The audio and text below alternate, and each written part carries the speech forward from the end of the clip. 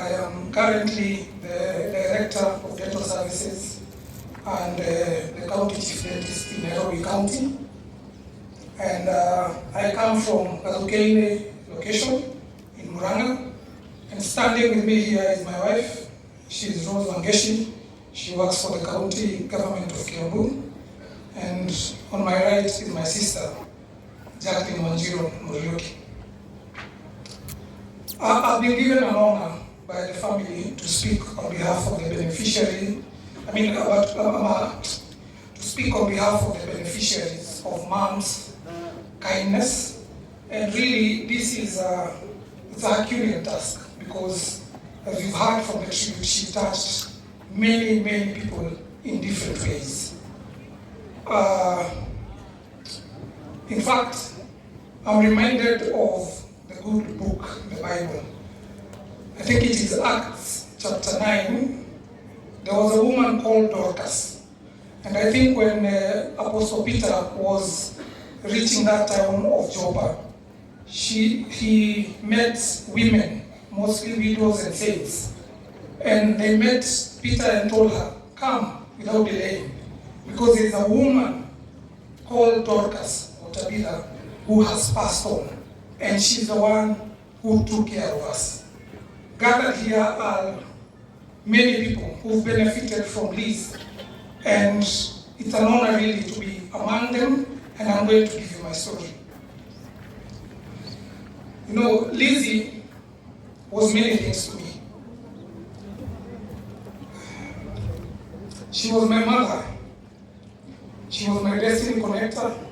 She was my mentor. She was my friend. She was my inspiration.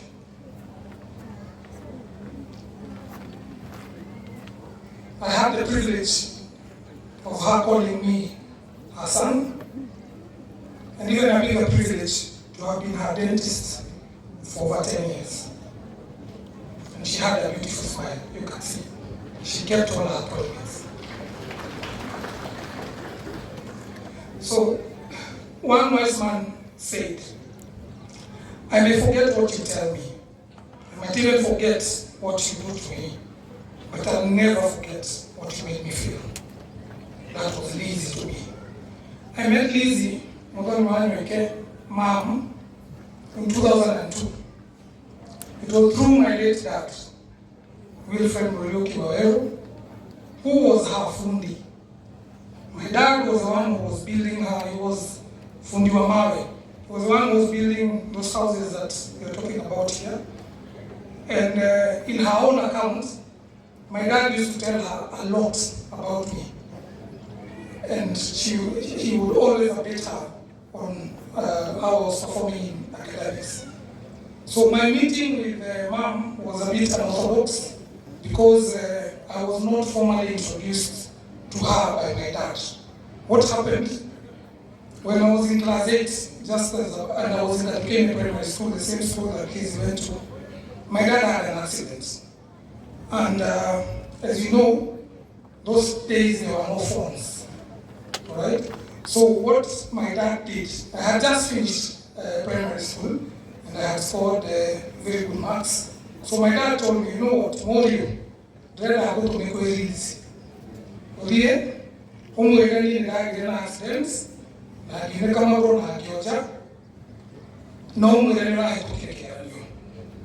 can imagine I had just finished class 8. And the trust and the belief that my dad had in me taught me to have belief in myself. And so I was bundled into a matatu. I had never been to Nairobi, but I remember my dad told me, when you get to Nairobi, and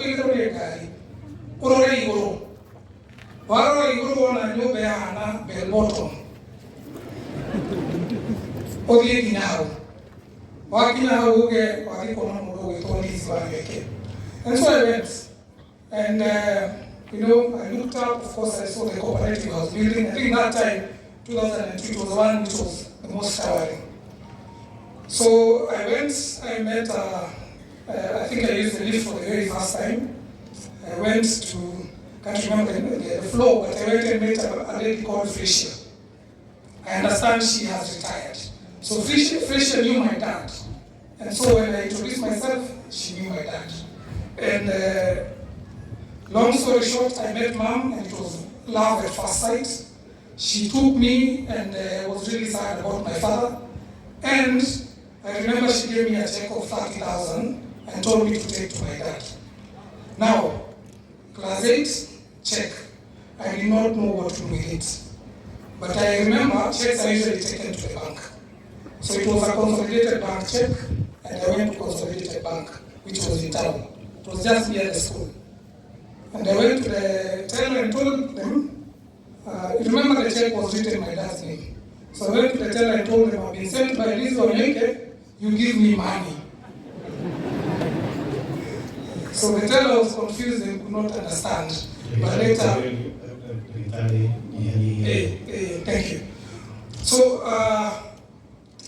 when I joined high school, my sister here was also finishing her class 8. She joined high school. And because my dad was disabled, she's part of the people that she helped. I remember she came home and took her to high school in Kerele Girls, where Madam Lizzie was also the board member, and supported her throughout her education, from Form 1 all the way to university. And right here she is, she's employed, and she's doing well in her family. In campus, my mom used to set up breakfast meetings. Every month we would meet at Java. That was the first time that I went to Java. And I remember in one of the very first meetings, I had never gone to such a hotel. I was used to the ones that you go and get the menu on the table, and it has mandazi, chai, samosa. So I was given the Java menu, and I could not tell what was happening. I could not even know what was the food there. So I said, please give me what Mom has ordered. And in conclusion? Yes, in conclusion. Just allow me, because I'm speaking on behalf of many beneficiaries here, and it's a big task. So when I finished, just to cut it short, Bishop, when I finished campus and I started working, I remember Mom was very proud. And, she called me to her hotel in Kilimani, and we had a chat. And I remember she was my very first patient. That is a testament that Mom believed in those people that he mentored. And finally.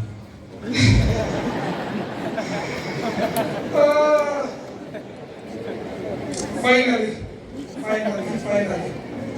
So I'll say this. I'm glad that I met Mom. I am happy she saw me and transition to the people that we are today. I am happy she saw the fruits of her labor. I am happy that I told her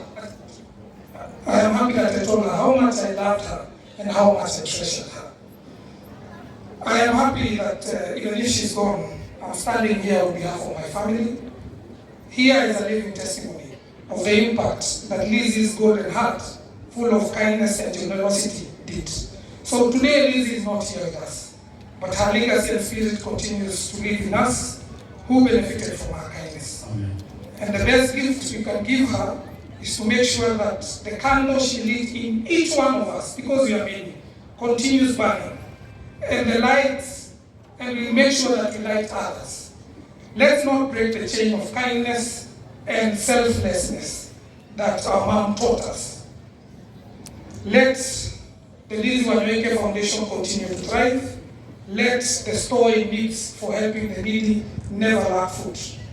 May Mom's soul rest in peace.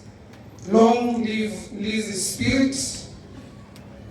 And if you allow, Bishop. I already allowed you. Thank you very much. You may be seated now. All right. So thank you very much.